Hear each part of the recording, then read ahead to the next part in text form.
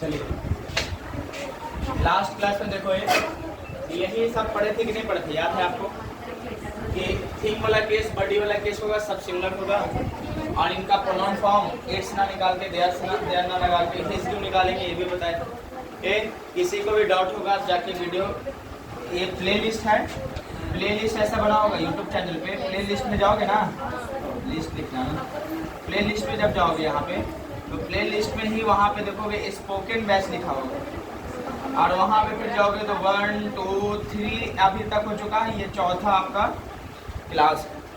समझ पा रहे कि नहीं पा रहे, तो ध्यान देना वहाँ पे आपका प्लेलिस्ट बन गया।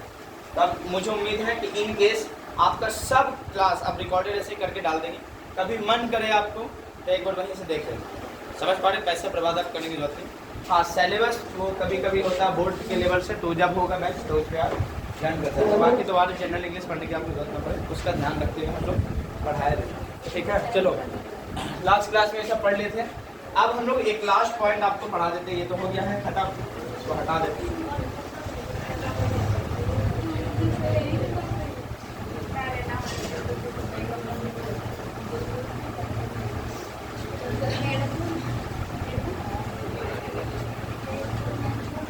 चलिए यहाँ पे ध्यान दो। अब हम लोग पढ़ेंगे, सुनो, आपने बहुत पहले ये पढ़ा होगा फादर ऑफ रानू, इसका मतलब क्या समझोगे, रानू के पिता, इसका मतलब क्या होगा, का के मीनिंग आता था कि नहीं आता था, याद था आपको, इसका मतलब क्या समझोगे, रानू के, और यहाँ पे फादर मतलब क्या समझोगे, पिता। अब इकलौते पिता होंगे तो स्पेसिफिक आप क्या लगाते थे, याद करो, दा लगाते थे, नहीं लगाते थे, हेलो, अब द फादर ऑफ रानू हो जाएगा, याद करो। आज इसके अलावा ये भी देखोगे, कल हम लोग पढ़े, जैसे मैं बोलूँ रामेश का भाई क्या बनेगा बताओ,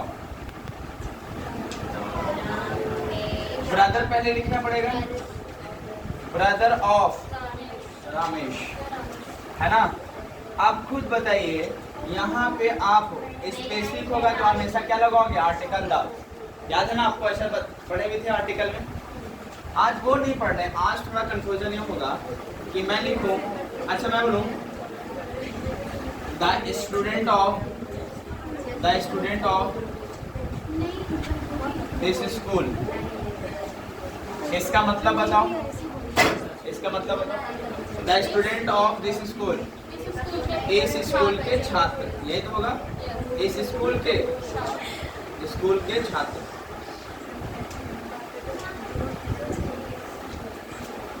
आप यहाँ पे एक बार और ध्यान दो, अगर हम लिखते हैं आ स्टूडेंट ऑफ दिस स्कूल, अब इसका मतलब बताओ, सिर्फ आर्टिकल दा मैंने हटा दिया, वहां पे ए लगा दिया, क्या मतलब निकले। हाँ, अब देखिए शुरू में आपको बताए थे यहाँ पे कॉन्सेप्ट, कई जगह पे हम लोग रट्टा मान लेते हैं कि दो नॉन अगर ऑफ से जुड़ा हो तो पहले वाले नॉन से पहले दा लगा देंगे, है ना, जबकि ये 100% ट्रू नहीं होता है, ये बातें 80% 90% सही है, 10% गलत भी है। अभी वो कैसे समझेंगे, इस पे देखो, मैंने लिखा the student of this school, इसका मतलब इस स्कूल के छात्र, इसका मतलब कोई स्पेसिफिक स्टूडेंट की बात हो रही है, एकलौता बात। जब जैसे याद कीजिए द ब्रदर ऑफ रामेश, इसका रामेश का भाई एकलौता है, इसके अलावा और कोई नहीं। यहाँ पे देखो द फादर ऑफ रानू, इसका मतलब रानू के पिता एकलौते होंगे और कोई नहीं। जब भी दो नॉन ऑफ से जुड़े हों और आर्टिकल दा लग जाए, समझ जाना स्पेसिफिक केस है, उसके अलावा और किसी के बारे में नहीं। अब खुद बताइए, यहाँ पे मैं लिखूँ of this school, student of this school, यहाँ पे क्या होगा, the student of this school, इस स्कूल के छात्र, इसका मतलब कोई एक छात्र के बारे में बात है, स्पेसिफिक समझ रहे, इसके अलावा कोई है नहीं, सिर्फ इकलौता है। समझ पा रहे कि नहीं पा रहे, स्पेसिफिक है, इकलौता है। जबकि ये हो जाएगा, जैसे याद करो मैंने पिछले बैकग्राउंड में बताया कि वन ऑफ माई स्टूडेंट्स, इसका मतलब बताओ क्या होता था, वन ऑफ माई स्टूडेंट्स, इसका मेरे छात्रों में से एक। और एक बात बताया थी, यहाँ पे स्टूडेंट आप नहीं लगा सकते, क्या लगा सकते, स्टूडेंट नहीं होगा, ऊपर वाला सही होगा। माई, आप खुद बताओ, यहाँ पे वर्ब का भी सिलेक्शन करना था, चाहे इज या आर लगा दे, कमिंग या गोइंग कुछ भी आगे लगा के सेंटेंस को कंप्लीट कर दे, तो इनमें से कौन सा वर्ब आता, इनके अकॉर्डिंग आता तो आप इज लगाते, आर नहीं लगाते, इनके अकॉर्डिंग जा सकते हैं, नहीं जा सकते। क्यों नहीं जा सकते? क्योंकि ये प्रीपोजिशन का क्या है? ऑब्जेक्ट है, ऐसा बताए। चलो ये भी ठीक है। अब यहाँ में समझना था स्टूडेंट ऑफ दिस स्कूल का मतलब इकलौता है, इसके अलावा कोई नहीं, एक ही स्टूडेंट। और यहाँ पे क्या होगा? बहुत सारे स्टूडेंट में से, जैसे बता रहे ना मेरे छात्रों में से एक छात्र, यहाँ भी होगा स्टूडेंट, इस स्कूल के बहुत सारे स्टूडेंट हैं उसमें से एक की बात कर रहा है। और यहाँ क्या कर रहा है? एक की बात कर रहा है, एक के अलावा और किसी के बारे में सोच नहीं रहा। सर्च पर अब यहाँ पे देखो क्वेश्चन आपको दे देगा, I am fill in the blank a student of,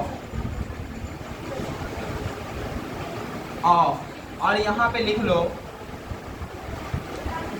नाम, लिख लीजिए कुछ ऐसा, I am I student of doctor Zameer Ehsan high school जो उसका नाम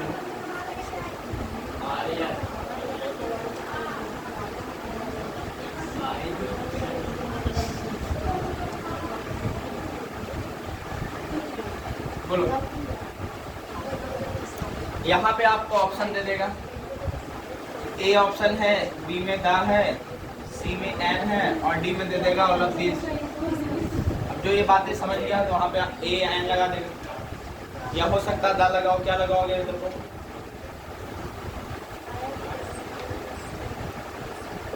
देखिए एक बात तो तय है कि सी ऑप्शन कट जाएगा तो डी कट जाएगा।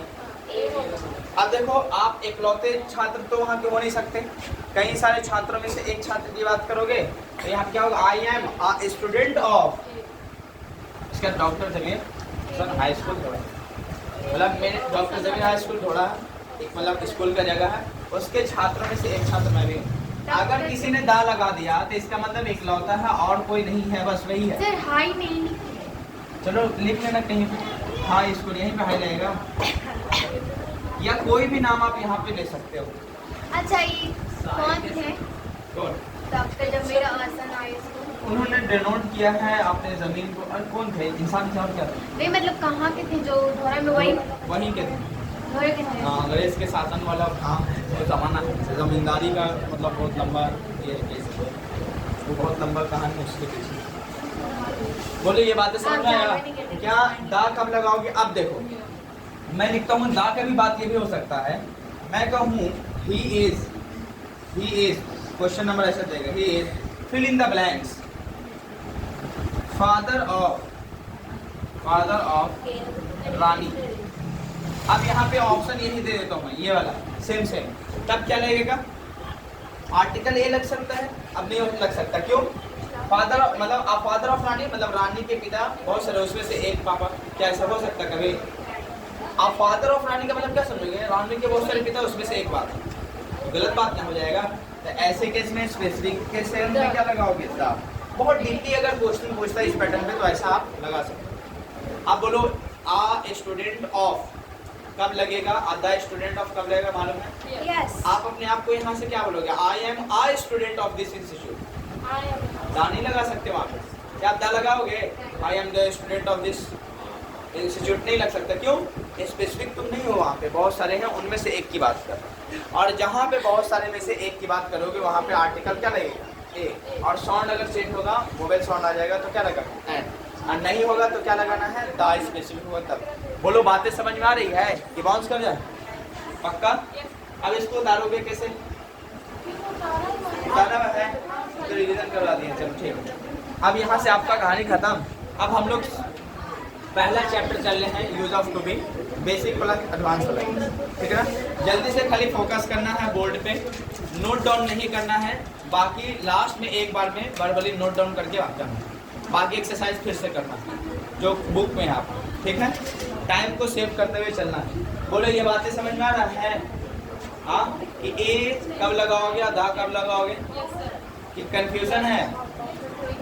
बोलो समझ में आ गया ना? कंफ्यूजन है लग रहा है? देखो सुनो, अब एक फिर से दो, मैं ऊपर से चलता हूँ। देखो फिर से मैं लिखता हूँ द फादर ऑफ रानू। जब भी दा लगेगा, नॉन जब ऑफ से दो नॉन जुड़ा होगा ना, तो इसका मतलब होगा कि कोई भी दा लगा रहा है यहाँ पे, तो इसका मतलब स्पेसिफिक होगा, इकलौते की बात है। द फादर ऑफ रानी का मतलब रानू के पिता इकलौते, और कोई नहीं, तो सही बात है क्या? अब यहाँ पे अगर ए लगा दिया कि आप फादर ऑफ रानू, तो इसका मतलब क्या हो जाएगा कि रानू के पिता में से एक, तो क्या ऐसा गलत बात है? उसी का एग्जांपल मैंने पिछले क्लास में बताया था। यहाँ पे बताया था one of my students. Student नहीं लगा सकते, स्टूडेंट्स लिखना पड़ेगा। क्यों? बहुत सारे छात्रों में से एक। यहाँ पे ऑफ का मतलब दो होता है, या तो ऑफ होगा, ऑफ का मतलब में से होगा, या तो ऑफ का मतलब काकी के होता है। तो यहाँ पे बताओ, जब यहाँ पे प्लूरल है, यहाँ पे अगर प्लूरल रखोगे तो उसमें से सिलेक्ट करोगे 1 2 3 4 का, यानी बहुत सारी चीज होती है, उसमें से एक का सिलेक्शन करते हैं, 2 3 4 का, यानी इसको प्लूरल होना ही पड़ेगा, तभी तो सिलेक्शन कर पाओगे। ऐसा हो सकता है एक का सिलेक्शन एक से कर लो, कभी नहीं ना। तो इसका मतलब ये क्या हो जाएगा? प्लूरल। तो वन ऑफ माई स्टूडेंट्स लिखना सही होगा। अब यहाँ पे वर्ब के सिलेक्शन की बात करें तो खुद बताओ, ये प्रीपोजिशन का ऑब्जेक्ट बन गया, समझ पा रहे? यानी मेरे छात्रों में से, तो सब्जेक्ट कहाँ गया? तो वन की बात हो रहा है, मेरे छात्रों में से एक की बात हो रहा है ना, तो मेन सब्जेक्ट होगा, और यही सब्जेक्ट के अकॉर्डिंग यहाँ पे क्या लगाना है? वर्ब लगाना है। तो इसका मतलब क्या हो जाएगा? इस। याद है आपको? इसका मतलब ऑफ का मतलब दो मीनिंग होता है, या तो काकी के या तो में से। अब यहाँ पे वापस आइए, मैं दो कंडीशन डालूंगा। The student of this class, the student of this school, तो इसका मतलब एक ही छात्र इकलौता है, इस छात्र का, मतलब इस स्कूल का छात्र। हो गया खत्म। मैं लिखूँ आ स्टूडेंट ऑफ दिस क्लास, इसका मतलब क्या होगा? इस स्कूल के छात्रों में से एक छात्र। यहाँ पे 2 स्टूडेंट्स ऑफ दिस स्कूल भी लिख सकते थे, इसका मतलब क्या होगा? इस स्कूल के छात्रों में से 2 छात्र। समझ पा रहे ना? इसका मीनिंग क्या आएगा? में से। अब यहाँ पे इसके क्वेश्चन मैंने 2 दे दिए। मैं लिखता हूँ I am the student of doctor Zameer Hasan high school जो है। तो ऐसे केस में क्या होगा? एक लौते की बात है, का की मीनिंग देगा, ठीक है ना? खुद बताओ, ऑप्शन में 3 4 मतलब दा भी दे दिया, ए भी दे दिया, एन भी दिया, ऑल ऑफ दिस। एन कट जाएगा, एक ऑल ऑफ दिस भी कटेगा, दोनों में से कोई तो होगा नहीं, या तो ए या तो दा होगा। अगर आपने दा लगा दिया, इसका मतलब इकलौता है और कोई नहीं। अगर ए लगा दिया, इसका मतलब बहुत सारे छात्र हैं doctor Zameer Hasan high school झोड़ा में, उसमें से एक की बात कर रहे है ना। यानी आई am I student of this school हो जाएगा, इसका मतलब मैं इस स्कूल के छात्रों में से एक छात्र। अगर दा लगा दिया तो स्पेसिफिक होगा। अगर कभी भी ऐसा आए और सिलेक्शन की बात हो तो हमें से ए का चॉइस करना है अकॉर्डिंग टू साउंड। अगर स्पेसिफिक हो, जैसे पापा है, मम्मी है, स्पेसिफिक होगा, कभी भी ए आ ही नहीं सकता होगा। क्या कह सकते हो? क्या ऐसा हो सकता है he is a father of mind?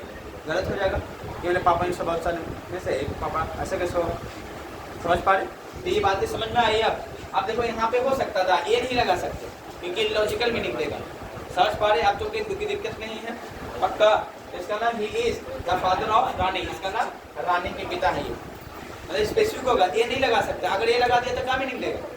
तो he is a father of Rani. अच्छा, यहाँ कर रहा है यहाँ पे देखो। अब नहीं तो आप कहीं पे आप कॉपी कर सकते हैं। चलो तो इसको हटा देता हूँ, पढ़ा हुआ था। अब वो जो क्वेश्चन है यहाँ पे लिख देता हूँ, he is fill in the blanks father of Rani. बोलिए,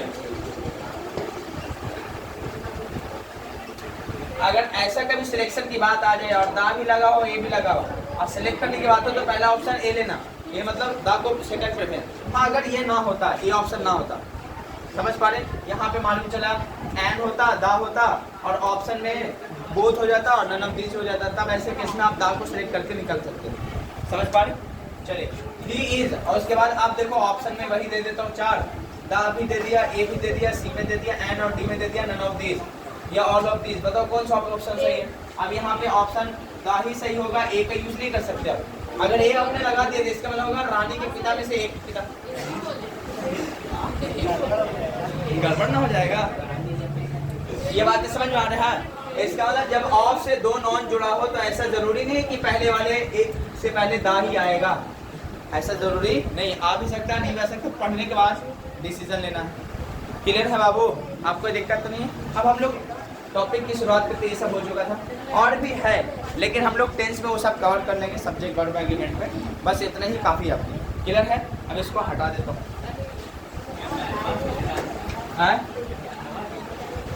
हवा के चक्कर में हाँ, चलिए ठीक है।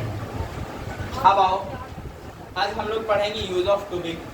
देखो बेसिक से पहले हम लोग चलेंगे, और इसमें use of to be verb है। Use of to be verb होता क्या है, तो इसके टुकड़ों में हम लोग बांटेंगे। याद कीजिए, किसी भी वर्ब का कॉम्बिनेशन या तो सिंगुलर होगा, या तो प्लूरल, या तो परफेक्ट होगा, या तो पास्ट, या फिर कंटिन्यूअस। बताए थे ना 5 फॉर्म होता है। अगर इसके देखो ये चुप रहो, बेसिक में एक बात बताए थे, बी का जो फॉर्म है याद कीजिए, 5 फॉर्म बताए थे। एक इसका कंटिन्यूअस फॉर्म बनाओ तो बीइंग बनेगा, इसका थर्ड फॉर्म बनाओ तो बीइंग बनेगा, इसका फर्स्ट फॉर्म बनाओ याद करो तो आपको क्या बनाना है आर, और स्पेसिफिक केस में एम का यूज करते हो आई के साथ इसमें। इसका सेकंड फॉर्म बनाओ तो वाज या फिर क्या बनेगा वर्ब, और इसका जो सिंगुलर फॉर्म है वो बनता है इज। याद है आपको, यही बनता है ये बेसिक फॉर्म। और यही बात आज हम लोग पढ़ेंगे, यूज ऑफ एम इज, और फिर क्या पढ़ोगे आर पढ़ेंगे, और बेसिक प्लस एडवांस दोनों पढ़ लेते हैं इसी का यूज। ठीक है, अब एक आपसे क्वेश्चन अगर आपने पढ़ा होगा, मैं कहूँ I am is a doctor, बोलो कौन सा सही है, दोनों में से सिलेक्ट करो। पक्का सही है, आई एम अ डॉक्टर। अच्छा ठीक है, मैं मान लेता हूँ कि आई किसी पर्सन का ही नाम है। देखो अंग्रेज लोग का नाम बहुत सारा होता है, जॉन का डॉन ऐसा नाम होता है, तो आई मालूम चला किसी पर्सन का नेम है। क्या नाम है, पर्सन नेम, आई ही नाम है। तो बताओ जब ये पर्सन नेम हो जाएगा तो आई के साथ एम नहीं लगाओगे, आई के साथ क्या लगेगा is, I is a doctor. इसका सिचुएशन चेंज हो सकता है, बातें समझ पा रहे। अच्छा फिर से पकड़ना, अच्छा ये मान के चलेंगे आई एम अ डॉक्टर सही होगा। हाँ अगर किसी पर्सन का नाम होगा तब एम ना लगा तो क्या लगा देना इज, सिचुएशन अलग बताओ, ये दोनों में अंतर है। और जब किसी पर्सन का नाम ही आई तब वो सिंगुलर थर्ड पर्सन में चला जाएगा, तो ऐसे केस में क्या लगाओगे सिंगुलर हो जाएगा, इज लगाना। अगर मान चला आई फर्स्ट पर्सन है, स्पीकर खुद बोल रहा है, तो ऐसे केस में आई के साथ एम ही लगा। क्लियर है। अब देखो ये क्वेश्चन और कर लेता हूँ, I fill in the blanks है, और इसमें आपको इज या फिर क्या भरना आर, या फिर आपको क्या भरना भाई एम भरना है। फिर लिखता हूँ of the English alphabet, the English alphabet. चलिए क्या भरोगे इन तीनों बॉक्स में का वर्ड बताओ, आई के अकॉर्डिंग क्या लगाओगे। अब यहाँ पे बताओ एम चाह के भी नहीं आ सकता, क्योंकि आगे देखो a letter of English alphabet, इसका मतलब क्या समझोगे, इंग्लिश अल्फाबेट के लेटरों में से एक लेटर की बात कर रहा है, वो कौन होगा आई होगा। तो आई बताओ कोई पर्सन है यहाँ पे, नहीं पर्सन मतलब फर्स्ट पर्सन तो नहीं है, तो जब फर्स्ट पर्सन रहेगा तब ना एम लगाएंगे, इसीलिए इसके साथ क्या लगाओगे इज। बोलो ये बेसिक बातें क्लियर हो गई। आई के साथ इज भी आ सकता है, एम भी आ सकता है। अब चलो आई के साथ आर भी लगा लेते हैं। अब कैसे मालूम चला, मैं लिखूं ही एंड आई, अब बताओ ये दोनों मिलके क्या हो गया प्लूरल है ना। और मैं यहाँ पे चलो लिख लेता हूँ ही एंड आई, यहाँ पे इज एम और फिर लिख लेता हूँ आर है ना, गोइंग देयर। बोलो क्या लगाओगे, बेसिक बातें क्लियर हो गई। तो बताओ ये दोनों जो मिलके यानी थर्ड पर्सन फर्स्ट पर्सन मिलके कौन सा पर्सन बन गया, प्लूरल फॉर्म बन गया कि नहीं बन गया, बना ना। तो वर्ब भी प्लूरल आएगा, तो इज एम तो नहीं लगेगा आर लगेगा। पक्का है, ये तीनों पॉइंट क्लियर है पक्का। अब देखो बेसिक में आप लोग क्या पढ़ते हो, बेसिक में यही पढ़ते हैं आप कि 3 फॉर्म तो हम लोग पढ़ लेते हैं पहले, एम इज आर में थे, आई रहता है अगर फर्स्ट पर्सन तो आई के साथ क्या लगाते हो एम लगाते हो, याद है आपको बचपन पढ़ा होगा। फिर अगर कोई थर्ड पर्सन सिंगुलर होता है, ही सी इट या किसी का नाम आ जाए, या किसी का नाम आ जाए और सिंगुलर होना चाहिए, नाम क्या होना चाहिए सिंगुलर, तब बताओ क्या लगाते थे, याद करो इज लगाते थे, याद है आपको। अगर प्लूरल हो जाए इसी में से, जैसे मान चलो बी हो जाए, यू हो जाए, तो कट तो नहीं रहना वीडियो, दे हो जाए तो, और या फिर नाम भी प्लूरल हो जाए, कट रहा है यस पूरा कट रहा है सब इतना आ गया। चलिए अगर कोई प्लूरल हो जाए, प्लूरल का मतलब समझते हो एक से ज्यादा, प्लूरल एक से ज्यादा जिसको बहुवचन कहते हैं, तब या हो सकता है बी हो यू हो, या फिर क्या पढ़ते थे आप दे हैं, तो इनके साथ क्या लगाओगे आर लगाते थे, याद है आपको, यही बचपन में पढ़े थे। अब याद करो इसी में बेसिक है, वह राजा है, वह राजा है। चलो पैटर्न सीख लेते हैं, मैं स्पीकिंग का कोर्स लेके चल रहा हूँ अपने ध्यान में, ये मत समझना ग्रामर कुछ अलग होता है, स्पीकिंग है ग्रामर से 80% 90% मैं ग्रामर एकदम कंप्लीट कर रहा हूँ, सच पढ़ कुछ बातें छोड़ देता हूँ जो मतलब गहन अध्ययन के लिए होगा, लेकिन हाँ 98% हम 90% करीब पहुँचा दूंगा आपको। टाइप में हम लोग पढ़ लेते हैं, पहला टाइप में आपने क्या पढ़ा होगा, हल्ला मत करो, पहला टाइप में हम लोग इसे पढ़ते हैं कि पहले टाइप में देखेंगे कि मालूम चला सब्जेक्ट होगा, फिर इसके बाद सब्जेक्ट के अकॉर्डिंग एम इज आर आएगा, इसके बाद हम लोग एडजेक्टिव का केस सीखेंगे, याद करो। और यही एडजेक्टिव का केस क्या होता है, जो नॉन या प्रोनाउन की क्वालिटी बताता हूँ। जैसे मालूम चला तुम खुश हो, तो तुम तो यहाँ पे बताओ कोई पर्सन हो, सेकंड पर्सन मान लेते हैं। और उसके बाद यहाँ पे एडजेक्टिव, तुम खुश हो, आपकी जो क्वालिटी बताता वही विशेषण होता, तो एडजेक्टिव खुश हो जाएगा वहाँ पे।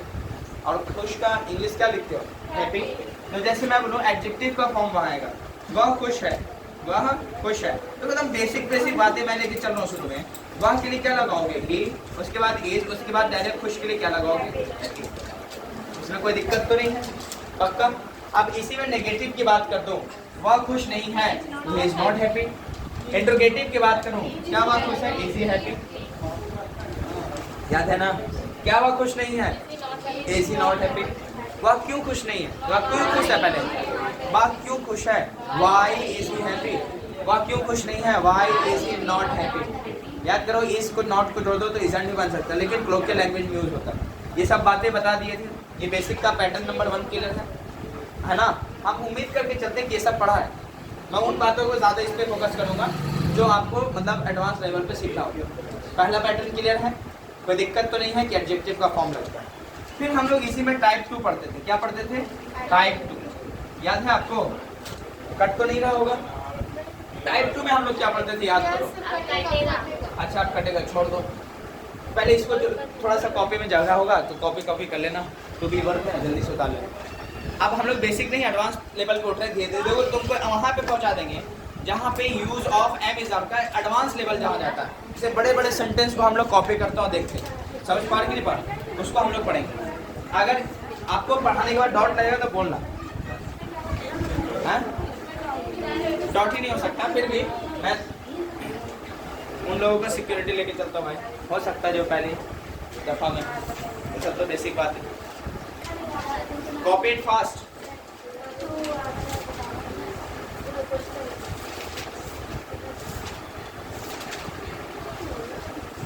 जल्दी कॉपी कर लीजिए।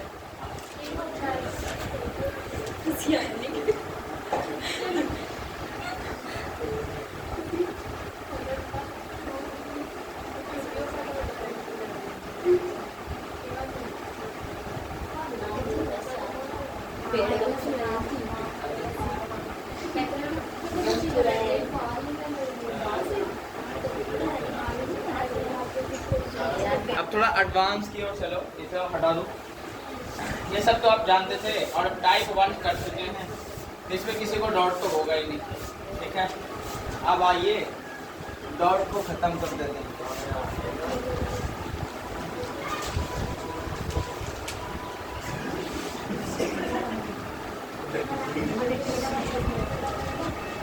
चलिए कुछ बातें आप पढ़ते हैं। आपने बचपन में थोड़ा सा और बेसिक पढ़ा होगा, ए और एन का यूज पढ़ा होगा, याद है। अगर वोवेल साउंड होगा, वोवेल साउंड, तब आप क्या लगाओगे, एन। अगर कॉन्सोनेंट साउंड होगा, याद करो कॉन्सोनेंट साउंड, तब क्या लगाओगे, पढ़ा होगा। अब मैं पूछता हूँ आपसे कि मैं लिखूँ he is, fill in the blanks, और मैं लिख दूँ ऑनेस्ट, आप यहाँ पे क्या भरेंगे, पक्का एन भरेंगे, गधे गधियों गलत है, होगा, अरे कुछ नहीं होगा, कुछ नहीं आएगा, कुछ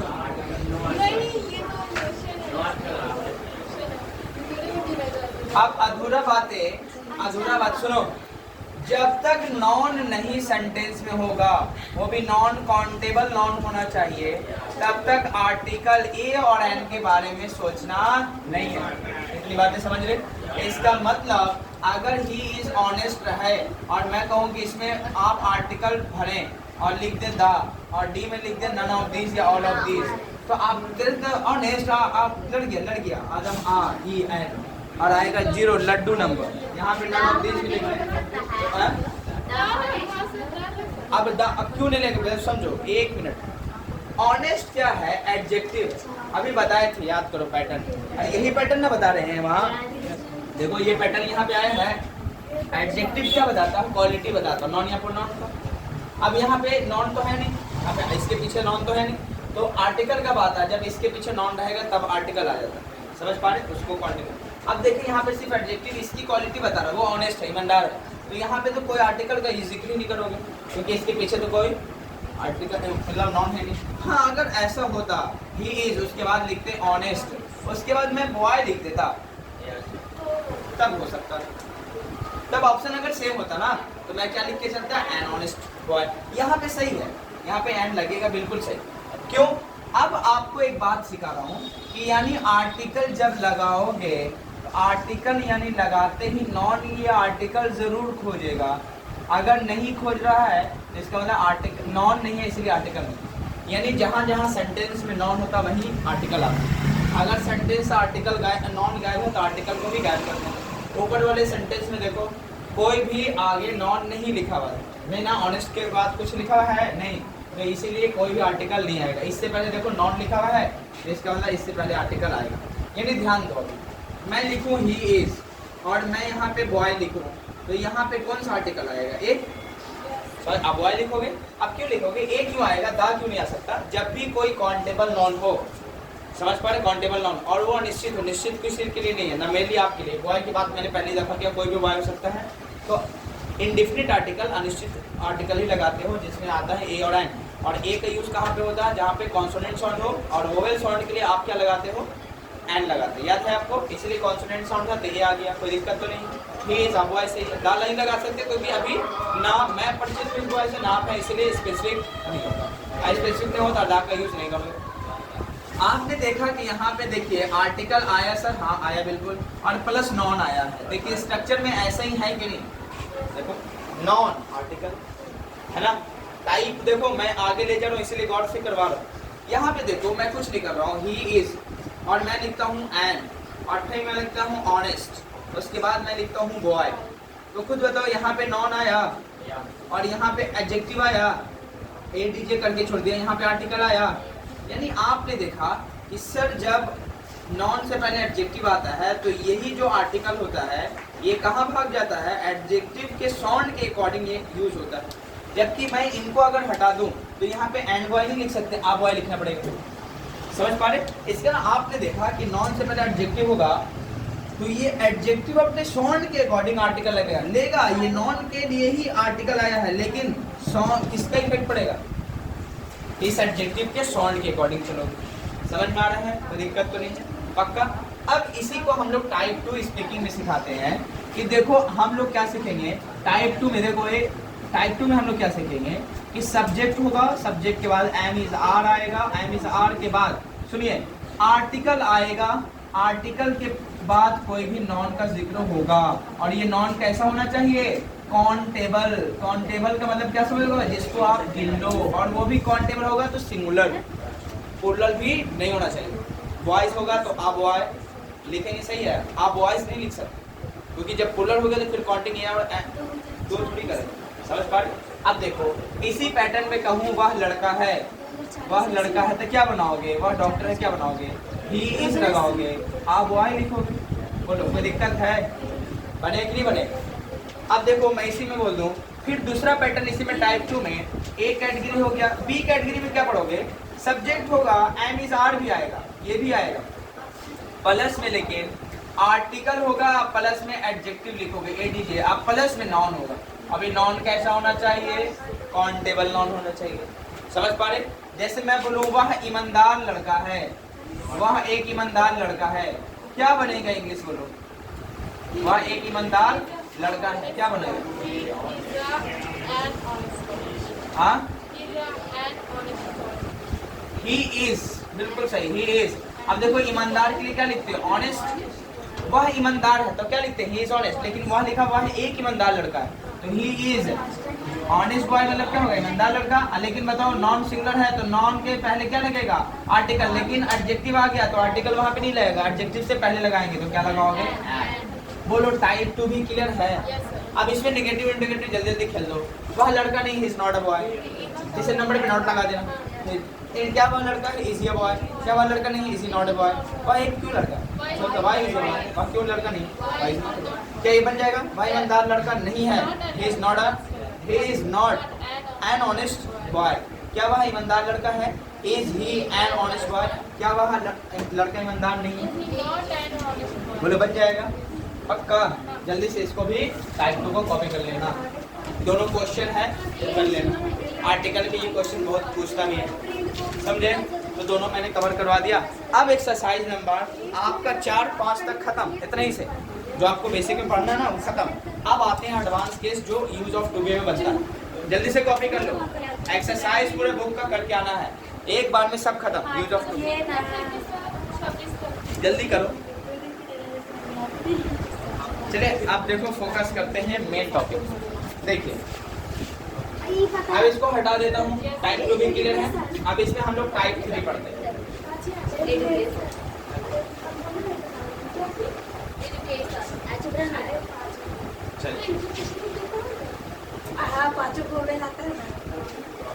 चलिए यहाँ पे ध्यान दो। अब लास्ट स्टेप देखो, टाइप 3 में क्या पढ़ते हैं? टाइप 3 में हम लोग क्या पढ़ेंगे? मालूम चला आपने वर्ब पढ़ा था, याद करो, टू बी वर्ब, जिसका सिंगल प्लूरल फॉर्म। देखो कोई भी वर्ब हमेशा प्लूरल बेस फॉर्म जो है ना, सुनिए, इसका प्लूरल फॉर्म होता है प्लूरल फॉर्म, और प्लूरल फॉर्म लगभग सभी वर्ब का जो बेस फॉर्म होता है वही हो जाता है। लेकिन ऐसा बी वर्ब है जिसका बेस फॉर्म और फर्स्ट फॉर्म वर्ब दोनों डिफरेंट एक ही है। अब यहाँ पे देखिए, ये प्लूरल फॉर्म गो का गो हो जाएगा, इसका पास्ट फॉर्म गो का वेंट बनता है, इसका थर्ड फॉर्म याद करो गोन बनता है, परफेक्ट फॉर्म जिसको कहोगे। कॉन्टिन्यूअस फॉर्म गोइंग कहेंगे, और जो आपका सिंगुलर फॉर्म होगा वो हो जाएगा गोइंग। यानी ये क्या है? सिंगुलर फॉर्म ऑफ वर्ब, समझ रहे कि नहीं समझ रहे? और ये क्या है? कॉन्टिन्यूअस फॉर्म ऑफ वर्ब, समझे? और ये क्या है? परफेक्ट फॉर्म वर्ब, और ये क्या है आपका? पास्ट फॉर्म ऑफ वर्ब, और उसको क्या कहोगे आप? Plural form of verb. इसको क्या कहोगे? Plural form verb. इतनी बातें क्लियर है, ठीक है ना? कोई दिक्कत तो नहीं है? आप देखिए, जहाँ जहाँ आपको थर्ड फॉर्म वर्ब मिलता है सेंटेंस में लगा हुआ, समझ जाना वहाँ परफेक्ट फॉर्म होगा, समझ रहे? जहाँ सेकंड फॉर्म वर्ब समझ जाना पास्ट का केस होगा, जहाँ कंटिन्यूअस गोइंग मिल जाए आईएनजी वाला केस में समझ जाना कंटिन्यूअस वर्ब होगा, और जहाँ आपको ईएस आईएस या ईएस मिला समझना सिंगुलर फॉर्म वर्ब होगा, और जो बेस फॉर्म है वही हो जाता है आपका फर्स्ट फॉर्म वर्ब, वो हमेशा प्लूरल होता है। लेकिन बी ऐसा वर्ब है जिसका प्लूरल फॉर्म आर, जिसका पास्ट फॉर्म वाज या वर होता है, समझ रहे? और इसका जो परफेक्ट फॉर्म होता है वो होता है बी डब्ल्यू एन बीन, और इसका कंटिन्यूअस फॉर्म बनता है B E I N G been, और इसका सिंगुलर फॉर्म बनता है इज, और आई के साथ यूज करते हैं एन, बस एक ही केस बनता है, समझ रहे? हाँ कोई बात नहीं, जाएगा इतनी ध्यान दीजिए, इतनी बातें समझ में आ गई। चलिए अब याद करो, आपको बताए थे बहुत पहले कि पर्सन अगर सिंगुलर हो तो वर्ब भी सिंगुलर होता है। ही के साथ प्रेजेंट इंडेफिनिट पढ़े थे तो गोज लगाते थे कि गो, तो गोज लगाते थे, गो का यूज आप नहीं कर पा रहे थे। क्यों नहीं कर पा रहे थे? याद है, क्योंकि ये सिंगुलर है तो वर्ब भी क्या आएगा? सिंगुलर आएगा। पक्का क्लियर है? अब देखिए इसमें आप हिंदी क्या निकालोगे? वह जाता है, बोलो ये नहीं बनाओगे? कोई दिक्कत तो नहीं है? बोलिए। अब यहाँ पे ध्यान दीजिए, मैं बोलूँ वह राजा है, ही इज अ किंग, अभी पर क्या है? खुद बताइए, ये बताओ सिंगुलर वर्ब है, ये सॉरी सिंगुलर सब्जेक्ट है तो वर्ब भी क्या हो जाएगा? सिंगुलर, इसलिए इस लगा रहे, तो दिक्कत तो नहीं। अब खुद बताइए ये कौन सा फॉर्म ऑफ वर्ब है? तो आप खुद कहोगे कि फिफ्थ फॉर्म वर्ब, जिसको सिंगुलर फॉर्म ऑफ वर्ब कहते हैं, यही है सर, बोले है ना? अभी तो कोई दिक्कत तो नहीं है? पक्का। अब चलिए टाइप 3, इसी में हम लोग क्या पढ़ने वाले हैं टाइप 3 में, कि आप देखोगे आपको कहा जाता है दूध उजला होता है, ऐसा सेंटेंस पढ़े कि नहीं पढ़े? क्योंकि कुछ ऐसे हम लोग चीज़ पाते हैं जिसमें हम लोग कुछ एक्शन नहीं करते, ऑटोमेटिक नेचर ने उस पर किया होता, वैसे बनाया होता हमेशा फिक्स। जैसे बताइए दूध उजला होता है, दूध उजला होता है, खुद बताइए इसका क्या बनेगा? तो आपको कुछ नहीं करना, मिल्क लगाओगे, दूध का इंग्लिश क्या हो जाएगा? मिल्क। अब ये देखोगे अनकाउंटेबल नाउन जितना भी होगा सभी के साथ क्या लगाओगे? सिंगुलर फॉर्म होगा, तो सिंगुलर फॉर्म वर्ब क्या लगेगा यहाँ पे? इज। अब यहाँ पे देखिए मिल्क इज को क्या लगाओगे? वाइट। अब ये भी ध्यान रखना है कि इज एम आर वहाँ पे भी आप यूज कर सकते हो जहाँ पे नेचर ने ऑटोमेटिक वो एक्शन दिया, हम लोग इसमें एक्शन कर नहीं रहे। क्या हम लोग इसमें एक्शन करते तब उजला हो रहा है? ऑटोमेटिक फिक्स है। तो नेचर वाला केस अगर आ जाए कभी भी तो हमेशा उसको भी एम इज आर के कंडीशन पे लोग एम का यूज बहुत कम होता है, या तो इज या। और भी देखोगे अनकाउंटेबल नाउन है तो आने वाला वर्ब हमेशा क्या हो जाएगा, सिंगुलर। हाँ, इनके साथ एंड से एक और सेंटेंस हो सकता है, वर्ड जुड़ जाए तो प्लूरल हो सकता है। क्लियर है? अब उसी तरह हम कहें कि कोयला काला होता है, क्या बनेगा बताओ? कोयला काला होता है, क्या बताइए हम लोग, काला होता है। क्या हम इसमें एक्शन डाल रहे हैं तब काला हो रहा है? ये नेचर ने दिया हम लोग को ना, तो भी हम लोग बिना एक्शन परसेंट इंडिफिनिट वाला V1 V5 नहीं होगा, है तो वही स्ट्रक्चर। देख लो, ये वर्ड सब्जेक्ट है सिंगुलर, इसीलिए वर्ब सिंगुलर लगा रहे। देखो, subject singular, verb singular, present indefinite का ही केस है। लेकिन इस क्यों ले रहे हैं? क्योंकि जनरल सेंटेंस है, इसमें हम लोग एक्शन नहीं डाल रहे, क्योंकि एक्शन नहीं दिखाना उसमें। ये नेचर ने बनाया किया, तो हम लोग को बिना एक्शन वाला वर्ड यूज करना है, तो इसीलिए एम इज आर का यूज करोगे। कोयला काला होता है तो कोयला के लिए इंग्लिश में बोलते हैं कोल, ये भी अनकाउंटेबल चीज है, तो ये भी सिंगुलर होगा, तो आने वाला वर्ब भी क्या लोगे, सिंगुलर ही लोगे। इज, उसके बाद क्या लगाओगे, BLACK, फ्लाई। बोलो, बन जाएगा, कोई दिक्कत तो नहीं है। अब इसी में हम नेगेटिव ले लें कि दूध काला नहीं होता है, तो क्या लगाओ, मिल्क इज नॉट ब्लैक। मैं कह दूं कोयला उजला नहीं होता है, कोल इज नॉट वाइट, बन जाएगा। क्या कोयला उजला होता है, इज कोल ब्लैक, लास्ट में क्वेश्चन मार्क। क्या कोयला काला नहीं होता है, इज कोल नॉट ब्लैक। कोयला क्यों काला होता है, वाई इज कोल ब्लैक। काला हमारा कोयला, दूध उजला क्यों नहीं, दूध काला क्यों नहीं होता, तो why is milk not white. अच्छा, नॉट ब्लैक ना होगा, काला क्यों नहीं होता, मैं ऐसा बोल रहा हूँ, दूध काला क्यों नहीं होता, why is milk not black not white. क्या बोला, फिर से समझ लो, दूध काला क्यों नहीं होता, दूध काला क्यों, Why is milk? Why is milk Not समझ में आ गया? ये सेंटेंस है, वो सेंस के अकॉर्डिंग करना पड़ता है कि क्या बोला है, तो उसके अकॉर्डिंग कर लो। बीच में गड़बड़ा गए थे कि क्या बोला, बात में इस बात को समझ में आ गया कि WH तब कैसे बनेगा। ये आपका यहाँ तक क्या होता है, टाइप 3 में आपके स्पीकिंग के हिसाब से वो खत्म हो जाता है। कौन? आपका use of to be verb. इसमें भी कौन सा वर्ड टू बी में खत्म हुआ है, एम इज आर खत्म हुआ है। इसका पास्ट बाकी है, जिसका नाम है वाज या वर। क्या नाम है, वाज या वर। और हम लोग वाज या वर बोलो तो अभी स्टार्ट करके पढ़ ही लेते, खत्म, बस इसी में पास्ट ज्यादा है ही नहीं, कर ले आपका। अब कुछ नहीं, पहले इसको कॉपी कर लो, उसके बाद रखो, बाकी एक्सरसाइज पूरा है उसमें कर लेंगे।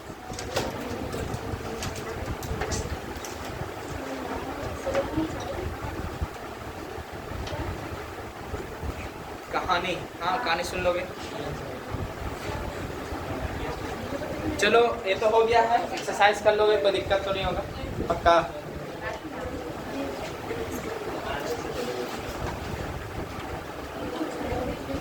चलो ठीक है, सुनो, एक कहानी की शुरुआत कैसे होती है कर लेते हैं। एक गांव में एक छोटा सा, आप देखते हो बोट चलाने वाले को, बोट है, नाविक को देखा है, नाव चलाने वाले को। सुनिए, एक गांव था और गांव बिल्कुल नदी जैसे, मालूम चला ये गांव है। सुनिए कहानी की शुरुआत कैसे होती है। ये गांव है और बीच में क्या है, नदी है, और दूसरे तरफ फिर पूरा शहर है बसा हुआ, समझे। अब जब भी शहर के लोग इस गांव में जाना चाहते हैं या इस गांव के लोग इस शहर में आना चाहते थे, तो बीच में नदी को पार करना पड़ता था। और जो नाविक था उसके घर वाले कोई नहीं थे, सब घर वाले का देहांत हो चुका था। बेचारा अपने परवरिश यानी जीवन चलाने के लिए नाव का काम कर रहा था। यहीं से शुरुआत हो रहा है, समझ रहे, किससे शुरुआत हो रहा है, बोले, नाविक मतलब सर नाव चलाने वाला अपना काम करता था। इसी शहर में एक पढ़े लिखे व्यक्ति थे, सुनो, एक पढ़े लिखे बहुत व्यक्ति थे। सोचे कि ये जो शहर गांव के लोग यहाँ आते हैं और बहुत सारा इधर छोटा छोटा गांव है, सब शहर की ओर आता है, मैं यही फैक्ट्री सोच रहा हूँ बीच गांव में कहीं डाल दूँ, बेहतर होगा, हमारा कॉस्टिंग बचेगा, लेबर कॉस्ट इतना है, अलग से ट्रैवलिंग खर्चा मिलता है, वो सब सेविंग हो जाएगा, यहीं पे मजदूर लोग का भी फायदा हो जाएगा, लोग इतना परेशान नहीं होंगे।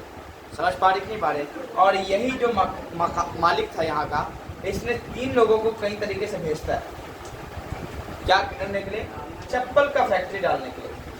चप्पल समझ, स्लीपर जब ये स्लीपर का फैक्ट्री डालने के लिए जाता हुआ तो खुद नहीं जाता, पहले लोगों को भेजता, नंबर वन पर्सन को भेजता है। नंबर वन जब पर्सन जाते हैं यहाँ, जाने के बाद देखते हैं कि इस गांव के लोग मतलब कुछ पहनते ही नहीं, पहनते मतलब सब नंगे पैर घूमते हैं। तो आने के बाद ये पूछते हैं कि मालिक, अगर जिस दिन आप चप्पल की फैक्ट्री डालिएगा वहाँ आपका बिजनेस फ्लॉप हो जाएगा, वहाँ तो कोई चप्पल पहनता ही नहीं। चप्पल समझ, अरे चप्पल नहीं जानते हो, स्लीपर जूते का फैक्ट्री जानते हो, चप्पल, वही चप्पल का फैक्ट्री। ये बोला ठीक है। दूसरे एग्जीक्यूटिव यानी जो आपके इंजीनियर थे वो दूसरे को भेजता है, इनको नहीं भेजता। किसको भेजता है? सेकंड पर्सन को। जब ये सेकंड पर्सन को वहाँ भेजता है तो यहाँ पे जाने के बाद ये कहता है, फिर आता रिटर्न तो देखता है यहाँ तो कोई चप्पल ही नहीं पहनता। तो आने के बाद मालिक को फिर कहता है, यानी ऑनर को अपने, वहाँ अगर जिस दिन फैक्ट्री डालिएगा तो वहाँ आपका बहुत ग्रोथ होगा, वहाँ तो कोई चप्पल ही नहीं पहनता। जब नया नया चप्पल का फैक्ट्री जाएगा तो सब लोग पहनेंगे, बहुत ग्रोथ होगा कंपनी। इससे क्या समझ में आ रहा है? यानी है सिचुएशन सेम, लोगों का पर्पस अलग अलग है देखने। जैसे मालूम चला आप देख लो यहाँ पे, और सोच यही होता है, मालूम चला यहाँ तक पानी भरा हुआ है, गिलास में है, गिलास में पानी कहाँ तक भरा हुआ है? यहाँ तक भरा हुआ है। तो बताओ, कुछ लोग कहेंगे आधा खाली है, कुछ लोग कहेंगे आधा भरा हुआ है, कुछ लोग कहेंगे आधा खाली आधा भरा हुआ है। सबका तो नहीं सही है, लेकिन अगर पॉजिटिव बात बोलना तो क्या कहोगे? आधा भरा हुआ है। नेगेटिव बात बोलना है तो आधा खाली है, और दोनों बोलना है तो कहोगे आधा खाली आधा भरा हुआ है। यानी लोगों पर डिपेंड करता है कि उनकी सोच कैसी। बेचारा अब ये क्या करता है बीच में, कहता वो तब छोड़ो, मैं खुद जाके देखता हूँ। अब जाना है तो नदी को तो पास करना है, तभी ना गाँव में पहुँचेगा। तो ये नदी पे बैठता, जैसे कार चला के यहाँ तक पहुँचता है तो इसको नहीं मालूम था कि मेरी कार वहाँ तक नहीं पहुँचेगी, अपना दम कार से पहुँचता वहाँ। तो यहाँ पे गाड़ी रोक देता है, क्योंकि अब नदी में तो जाने हो गाड़ी कैसे चलाओगे, कार चल सकता है नहीं। तो ये अब वही बोट आ गया, हो नाविक यहाँ खड़ा हुआ है। खड़े होने के बाद ये कहता है कि कहाँ जाएगा? तो गाँव में जाना। तो बोलो गाड़ी नहीं है, तो गाड़ी बहुत घूम के जाती है, कम से कम आपको 50 किलोमीटर घूमना पड़ेगा। आइए 5 मिनट का रास्ते, तेल बहुत बढ़ा दो। तो ठीक है, मालिक बैठ गए। मालिक कहानी स्टार्ट करते हैं कि तुम क्या करते हो। कहानी अपना ये स्टार्ट करते हैं कि जीवन तुम्हारे क्या है। तो ये नाविक होता है, मैं तो साहब पढ़ा लिखा ज़्यादा हूँ नहीं, जीवन चलाने के लिए बस किसी तरह नाव चला के अपने जीवन चला रहा हूँ। नाविक कहता है किससे? फैक्ट्री के मालिक से। तब यही फैक्ट्री का मालिक उसको कहता है, क्या कितना घटिया तुम्हारी ज़िंदगी है, ऐसे ज़िंदगी चलने से कोई फ़ायदा है? नाविक इधर से उधर करना, इधर से इधर लाना, क्या कर लोगे? इससे जीवन चलता है, बेहतर है, इससे बेहतर कुछ नहीं होगा। वो चुपचाप जवाब नहीं दिया, बोला ठीक है। यही नाव खोलकर धीरे धीरे नाव कहाँ चला गया? बीच नदी में जाता है। और यही नाव बीच में क्या होता है? फ्लॉप कर जाता है। फ्लॉप का मतलब सर फट जाता है, किसी पत्थर से टकराने के बाद टूट जाता है और पानी भरने लगता है। अब पानी भरने के बाद डूबने लगती है नाव बीच नदी में। और जैसे ही डूबती है, ये तो नाविक था, तैरने लगता है, और ये बेचारे मालिक हैं, डूबने लगते। अब जैसे देखो कहानी बदल गया। महान अपने आप को कौन कह रहा था? मालिक। अभी नाविक को कह रहा है कि तुम कुछ भी नहीं, कैसे जीवन चला रहे हो। और यही जब डूबता है तो मालिक को बचाकर किनारे की ओर लाता है। तब ये कहता है कि तुम महान हो मुझसे ज़्यादा। तब ये जवाब देता है कि कौन महान है, कौन मतलब वीक है, कमज़ोर है, ये समय निर्धारित करता है, उसका काम उस टाइम में काम निर्धारित करता है। हम आप कोई डिसाइड करने वाले नहीं हैं। ये मुस्कुरा के जवाब देता है, और उसी फैक्ट्री का ऑनर उसको बनाता है। ऑनर मतलब मैनेजर टॉप के उसको बनाता है कि ये जो फैक्ट्री तुम बनाएंगे, तुम यहाँ आके इसके वाले बनाओ। और ये काम फिर यहाँ से यहाँ पुल काम का या कहानी बनता है कि पुल बनाने का काम पूरा इसको डेवलपमेंट यही ऑनर जाकर करता है। और ये कहानी ये सीखने मिलता है कि किसी भी इंसान जो भी छोटा मोटा काम करता हो, उसको अपने जीवन में कभी छोटा मत समझिएगा, क्योंकि अगर वो नहीं करोगे, हो सकता है कोई टोटो वाला चला रहा है, मानो चल रहा है, या ऑटो वाला चला रहा है, ऑटो चला रहा है, तो क्या उसको छोटा मानोगे? वो वक्त की आपको काम कर रहा है कि नहीं कर रहा? सब काम करने वाले का इस दुनिया में रिस्पेक्ट करना है, कोई छोटा नहीं होता। डिसाइड करता वक्त कितना कीमती है। मालूम चला तुम बहुत मतलब ये है, ये इमरजेंसी में हो, उस टाइम को आप क्या ऑटो वाले को छोटा समझोगे? ऑटोमेटिक कहोगे हॉस्पिटल किसी तरह पहुंचा दो, उस टाइम में वही भगवान होगा कि जल्दी करो। तो कोई छोटा बड़ा नहीं होता है, कहानी सेम है। यानी जिस दिन आप पढ़ लिखने के बाद आपके अंदर फ्रॉड नहीं आने चाहिए। हर इंसान, इस व्यक्ति, इस दुनिया में हर इंसान आपके काम के लायक है, बस उसका काम देखो, उसके अकॉर्डिंग यूज़ करो। समझ पा रहे कि नहीं पा रहे? तो ये कहानी समझ आए। जिस दिन आज के बाद किसी भी इंसान को आप छोटा अपनी लाइफ में नहीं समझोगे, सबका यूज़ करोगे इस दुनिया में। समझ पा रहे कि नहीं पा रहे? और इससे वो प्रेरणा मिलती है। क्लियर है? तो मैं मिलूंगा फिर नेक्स्ट टाइम में। सी यू बाय। जाइए आराम से।